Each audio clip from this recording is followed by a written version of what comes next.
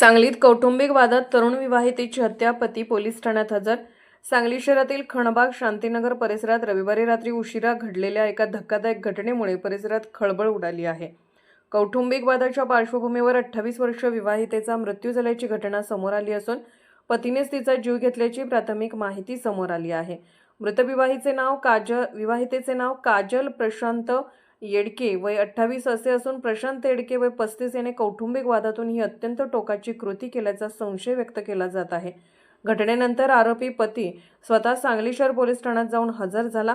घटनेची माहिती मिळताच शहर पोलीस ठाण्याचे निरीक्षक संजय मोरे यांनी तातडीने पथकासह घटनास्थळी धाव घेतली. पोलिसांनी मृतदेहाचा पंचनामा करून पुढील कायदेशीर प्रक्रिया सुरू केली आहे. घटनेची नोंद घेऊन आरोपीला ताब्यात घेतले असून तपास सुरू आहे. या घटनेमुळे खणबाग शांतीनगर परिसरात एकच खळबळ उडाली असून नागरिकांमध्ये भीती व अस्वस्थतेचे वातावरण पसरले आहे. या प्रकरणामागील खरे कारण काय या अनुषंगाने पोलीस सर्व बाजूंनी तपास करत आहेत. अर्थराज्य न्यूज मराठीकरिता प्रतिनिधी जगन्नाथ सकट.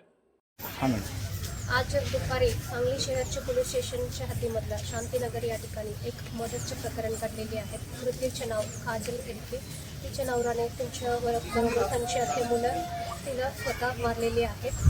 आम्ही घटनास्थळावर पोहोचलेले आहेत. आता आरोपी ताब्यातला आहे आणि पुढचे तपास आम्ही करत आहोत.